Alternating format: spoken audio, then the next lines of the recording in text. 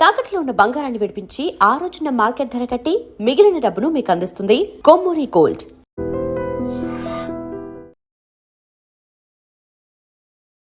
అంటే మహిళలు ఇప్పటికీ అంతరిక్షం వరకు కూడా వెళ్ళి అక్కడ ఉంటున్న ఈ టైంలో అంతరిక్షం వరకు కూడా ప్రయాణించగలుగుతున్నారు. అలాంటి వాళ్ళు ఇప్పటికీ ఎక్కడో ఒక చోట కొన్ని యాగాయిత్యాలు జరగటం, కొన్ని ఇన్సిడెంట్స్ జరుగుతుంటే చాలా బాధపడుతుంటాం.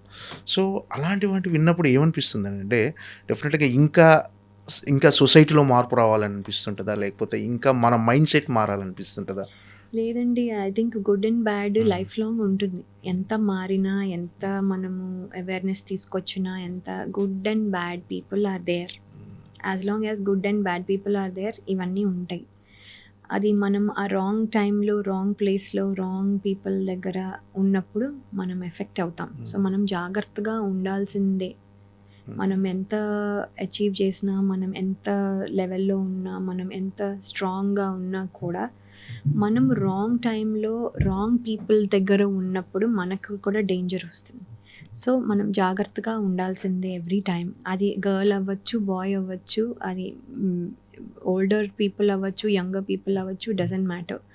In any form of the thing మనకు ఒక డేంజర్ రావచ్చు. అంటే మనం రాంగ్ టైంలో ఆ ప్లేస్లో ఉంటే అవ్వచ్చు. సో అందుకని ఏంటంటానంటే as long as good and bad అనేవి రెండు ఉన్నప్పుడు, అన్నీ గుడ్గా ఉంటే మనకి ఇంకా there is nothing to worry.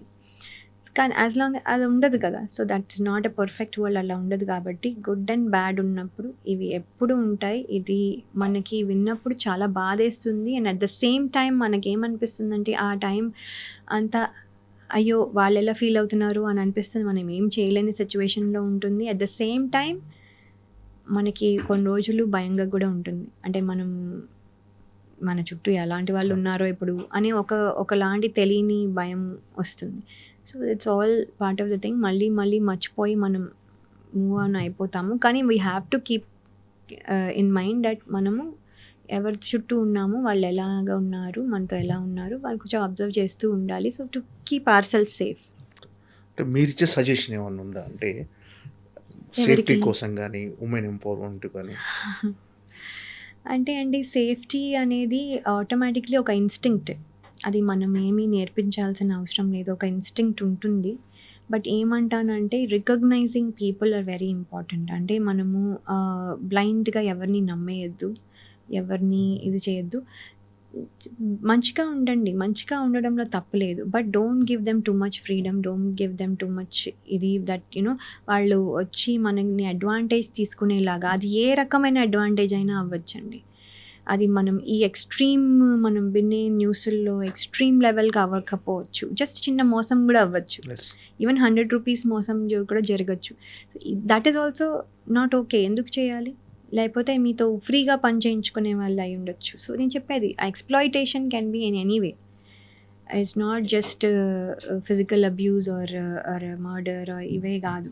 So మనతో అనవసరంగా ఎక్స్ట్రా పని చేయించుకొని డబ్బులు ఇవ్వకపోవడం కూడా ఒక ఎక్స్‌ప్లాయిటేషన్. నేను చెప్పేది అంటే రకరకాల ఎక్స్‌ప్లాయిటేషన్ ఉంది. అవన్నీ వాచ్ చేసుకుంటూ, మనం మేనేజ్ చేసుకుంటూ, మనం అబ్జర్వ్ చేసుకుంటూ, మనం ఎప్పుడు కేర్ఫుల్గా చూసుకుంటూ మనం మన గోల్ అచీవ్ చేయాలి. సో కేర్ఫుల్గా ఉండడం అనేది it's not a wrong thing at all. అది మనల్ని వీక్ చేయదు. కేర్ఫుల్గా ఉండమంటే భయపడమని కాదు, అది నువ్వు వీక్ అయిపోయినట్టు కాదు. కేర్ఫుల్గా ఉండమంటే observe the things and act smartly. నీకు ఎవరైనా నచ్చకపోతే కట్ చేసి వాళ్ళని దూరంగా పెట్టుకో. So that's all. సో స్మార్ట్గా ఉండు. That's all I was saying.